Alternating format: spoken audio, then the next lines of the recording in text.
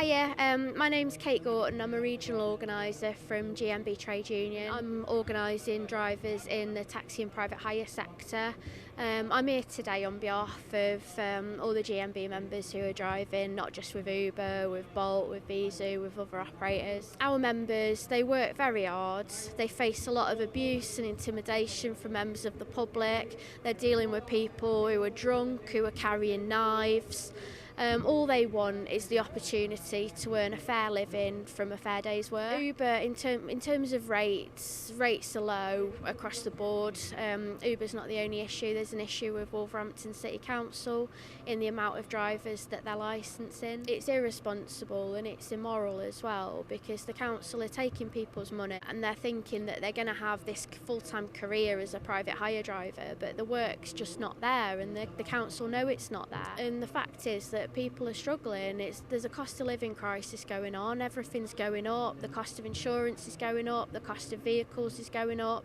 Fuel's going up, and rates just aren't. So our members are genuinely struggling at the moment. We're also concerned about the deactivations process that Uber follow. GMB members do have the right to appeal the deactivation, but we just want some assurances that there's going to be a fair process that's followed. When an accusation does come in against a driver should have the right to apply for that. As a trade union, we're all about advancing the rights of our members, and we're here today to do that, and we'll continue to do that in the future. We've come here today for another protest against Uber and the exploitation that we believe we are incurring. Uber are an international company, and they should have a duty of respect to the drivers for the service that we are providing. However, Uber currently are not interested in the service that we, the drivers, are giving our customers. Uber, as an organisation and a company, they're reliant on the driver for transportation of their passengers. Without the driver, Uber wouldn't exist. It's unfortunate that they refuse to enter into dialogue with the representatives of our organisation. Uber still have the opportunity to engage for the benefit of the passenger, benefit of their company, and the benefit of the drivers. As I say, it's unfortunate that they decline our offer.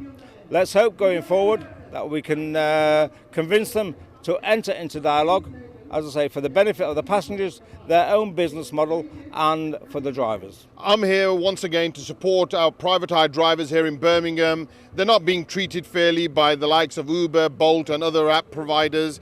My message is very clear, that if these organisations don't sit with the private hire drivers to settle a deal which is fair, then I'm going to encourage all private hire drivers to work for themselves by creating an app for themselves, which will not only make it cheaper for the residents, but will actually put the money in the pockets of private hire drivers. So I'm here today supporting the Uber drivers as we have done for many, many years. It is a great shame that these drivers who break their backs to keep our cities moving are having to stand outside Uber's office rather than go in and sort the issues out. Uber must remember that it must be people over profits. And I urge Uber and the establishment and other companies like Uber that if you do not look after the bottom man, the people who keep your companies moving, we will call you out, we will find an alternative, and we will make sure we stand by all drivers across the city of Birmingham and moreover across the United Kingdom. Okay, yeah, brilliant protest today by the drivers in Birmingham. I think what was unique about today's protest, I have been coming to these protests outside Uber's office for the last 10 years. We have been campaigning up and down the country.